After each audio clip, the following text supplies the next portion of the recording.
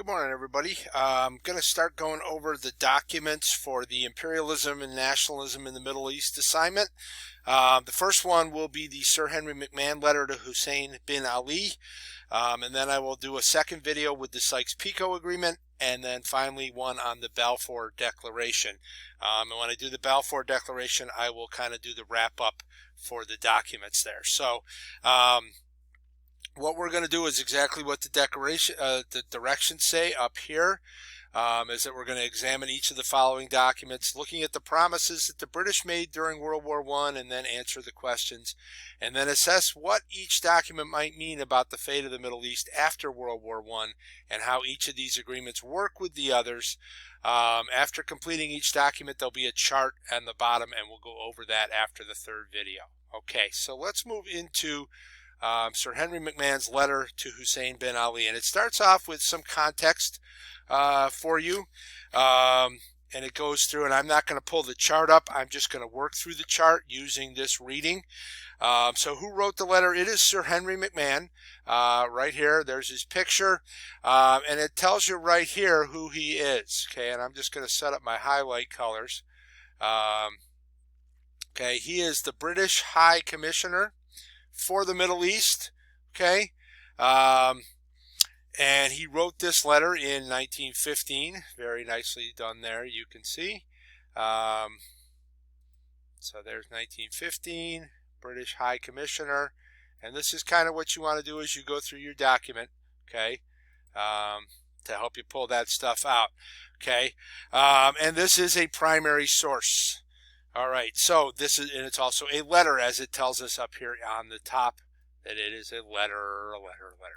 Okay, so, and who is the audience? The audience is Hussein bin Ali, and he is what is known as the Sharif of Mecca, okay, or the noble of Mecca. He's basically the ruler of Mecca, the Islamic holy places, and if you look down here on the map, this area in red is the area that is controlled by Hussein bin Ali, and it controls the access to the holy cities of Mecca. And he is kind of like, if we go back to our Middle Ages and stuff like that, he is a kind of a vassal to the Ottoman Empire. And he is looking to break free. He is not a Turk, he is an Arab. So, what do we know about the author, about Sir Henry McMahon's letter to, about him? Okay, so as I said already, he's a British diplomat. He wants to get Hussein to help fight the Ottomans in World War II. The British were hoping to get the Arabs to rise up against the Ottomans and kind of pull Ottoman attention away from other places where they were sending soldiers to fight, predominantly in Eastern Europe, but also around the Straits of the Dardanelles and around Constantinople. Okay, and you need to give them something in return, so that's what he tries to do in the letter.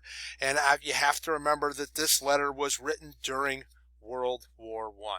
Okay, so now we come in, and there's the questions there. I'm not going to spend much time on those, and we take a look at the actual letter itself, and we're going to do what's called a close reading.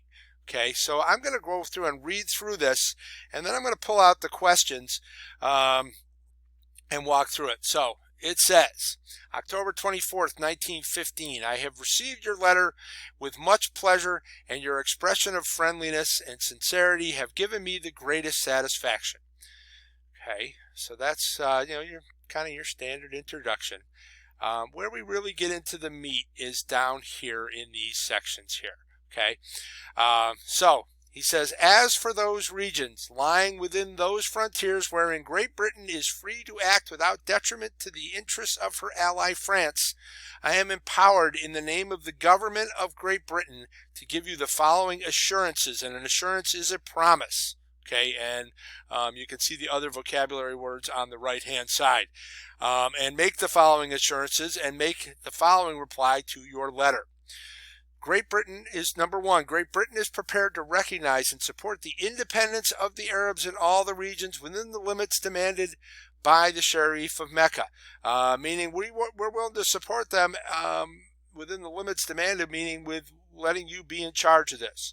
Britain isn't really looking, at least according to this letter, to get involved with another colony. Okay? Great Britain will guarantee the holy places against all external aggression and will recognize their inviolability. And what he's talking about here is where we get into, this is, in this section here, the holy places that he's talking about, okay, that's what I wanted to get into, are Mecca and Medina. Okay, so I'm just going to highlight them, come down here, and then just make a little note, and maybe we'll make it in another color, because this is, when you're working online, this is what you want to do.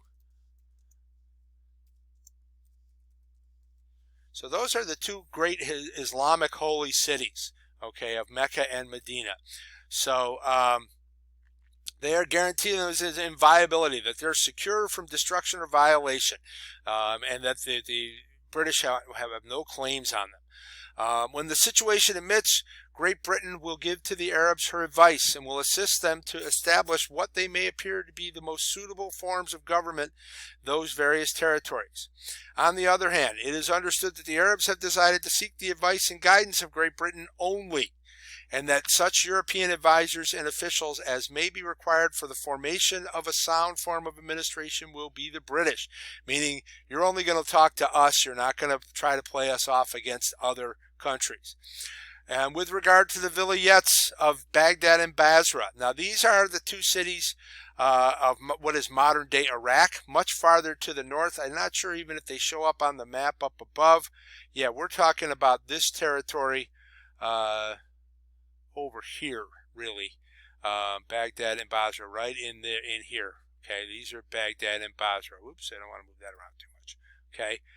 There's the Persian Gulf and Baghdad and Basra right up there. So they're not really contiguous on any lands that Hussein bin Ali owns already, but there are certainly ones he has designs on. The Arabs will recognize that the established position and interests of Great Britain necessitate, meaning require, special administrative arrangements in order to secure these territories from foreign aggression, to promote the welfare of the local populations, and to safeguard our mutual economic interests. Those areas, as they are today, were major places for oil. And the British had major stakes in there with British Petroleum, and they weren't necessarily willing to turn it over to somebody else, and they had their own troops guarding British Petroleum, or guarding Iraq, the Iraqi areas where they had oil interests. McMahon goes on to say, I'm convinced that this declaration will assure you beyond all possible doubt of the sympathy of Great Britain towards the aspirations of her friends, the Arabs, and will result in a firm and lasting alliance, the immediate results of which will be the expulsion of the Turks from the Arab countries and the freeing of the Arab peoples from the Turkish yoke, which for so many years have pressed heavily upon her. It was with great relief and satisfaction that I heard of the safe arrival of the Holy Carpet. Not sure what that is. The accompanying offerings, which, thanks to the clearness of your directions and the excellence of your arrangements, were landed without trouble, meaning he sent presents to the British also. Or mishaps in spite of the dangers and difficulties occasioned by the present sad war. May God soon bring a lasting peace and freedom to all peoples. I am sending this letter by the hand of your trusted and excellent messenger, Sheikh Mohammed bin Arif bin Urafine. Boy, that's a mouthful. And he will inform you of the various matters of interest, but of less vital importance, which I have not mentioned in this letter. So there was obviously some things he didn't want to put on paper. All right, so the promises made that the British have made to Hussein in the letter are to recognize and support Arab independence in the territory he's asking for, to help protect the holy places of Mecca and Medina, and to give advice on how to govern. Okay, had to get some coffee. The stipulations that the British added to this agreement are as long as it's okay with the French. Up near the top of the letter, you see him say, can act without detriment to the interests of her ally France, meaning that they weren't going to make any deals without the French. More on that later.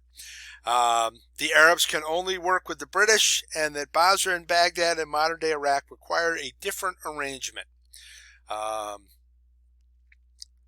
Why do you think he adds this fourth assurance? Okay, so if we look at the fourth assurance, that is where he's saying, on the other hand, it is understood the Arabs have decided to seek the advice and guidance of Great Britain only, and that such certain advisors and officials as may be required for the formation of a sound form of administration.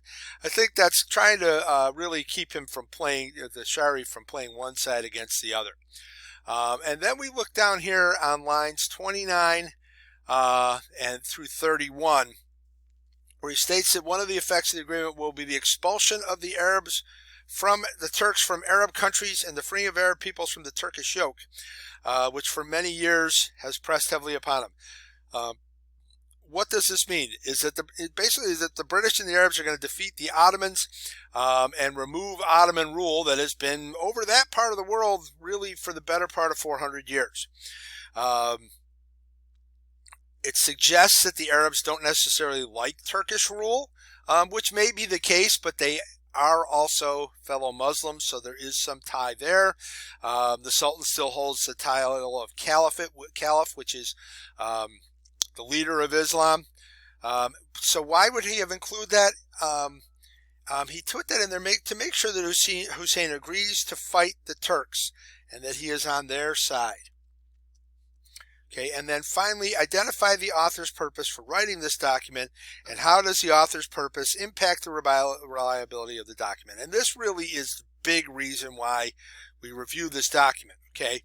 And it's really to lay out the terms by which the Arabs ally with the Britain and what they must do to get what they want from the British, okay? So that's the first document. We're going to move on to the next one, the Sykes-Picot, momentarily, but that will be a second video.